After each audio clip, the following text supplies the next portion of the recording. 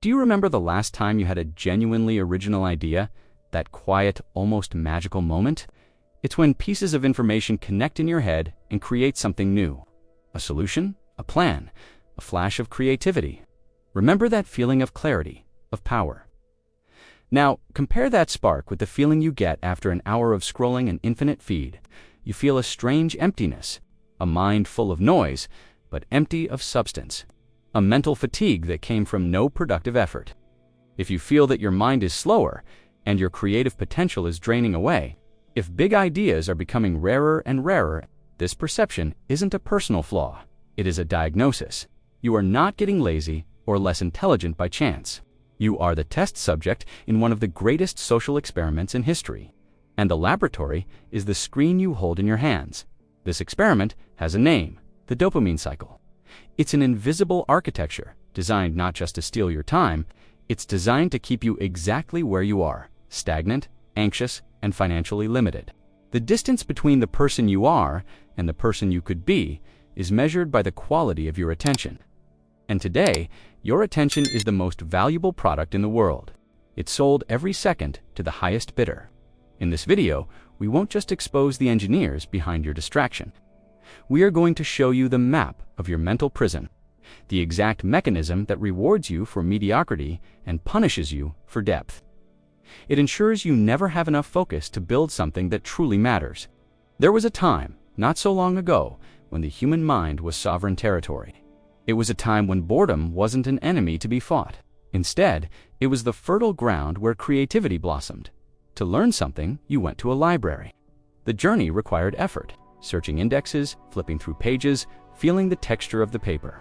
Each discovery was an achievement, forged by the effort of your own intellect. This effort wasn't a punishment, it was training. Every book read, every problem solved without a calculator, every handwritten letter. All of it strengthened the most important muscle you own, your ability to concentrate. People knew how to wait. They waited for the next issue of a magazine, or the next chapter of a TV series. And in that waiting, the mind worked, imagined, and reflected. Silence was a companion, not a torture. It was in silence that the deepest ideas took shape. Today, we've traded this mental craftsmanship for the convenience of an instant answer. But in doing so, we have outsourced our thinking and forgotten how to think for ourselves. So how did they do it? How did they convince us to voluntarily surrender our mental sovereignty? The answer lies in a single word: dopamine.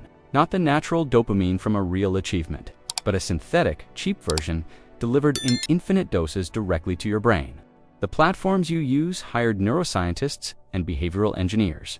Their goal was never to connect you or inform you. Their goal was to addict you. They turned your phone into a psychological slot machine. The infinite feed is the lever you pull endlessly. The likes, the comments, the notifications with that vibrant red dot. They are the variable rewards. Just like a gambler at a casino, you never know when the next big reward will come. That funny video, that piece of gossip, that shocking photo, and this unpredictability keeps you pulling the lever, scrolling the screen, trapped in the cycle. Each time you get a micro-reward, your brain says, "That was good, do it again." But over time, you build a tolerance. You need stronger, faster, more shocking stimuli to feel the same pleasure. And the things that require real effort, reading a book, having a deep conversation, learning a new skill, they all become unbearably boring. This is not an accident. It's a design to fragment your attention into such small pieces that you become incapable of sustaining a thought long enough to question the very system that has imprisoned you. What we've seen here is a dark picture, but it is not a death sentence. The same neuroplasticity that allowed your mind to be hijacked can be used to set it free. Your attention was stolen, but it is still yours to reclaim.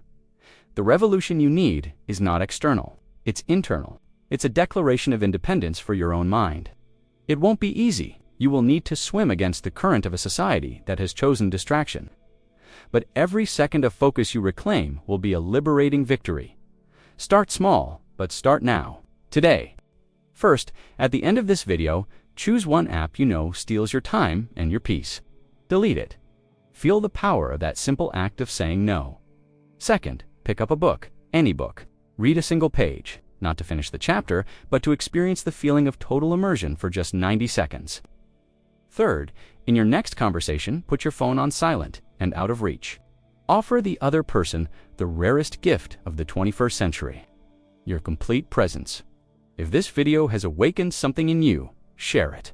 Not to help the channel, but because maybe someone you love is also drowning without realizing it. Remember, the most connected generation in history is becoming the most mentally fragile. But you don't have to follow that path. The map of your prison has been revealed. Now, the choice to walk out is yours.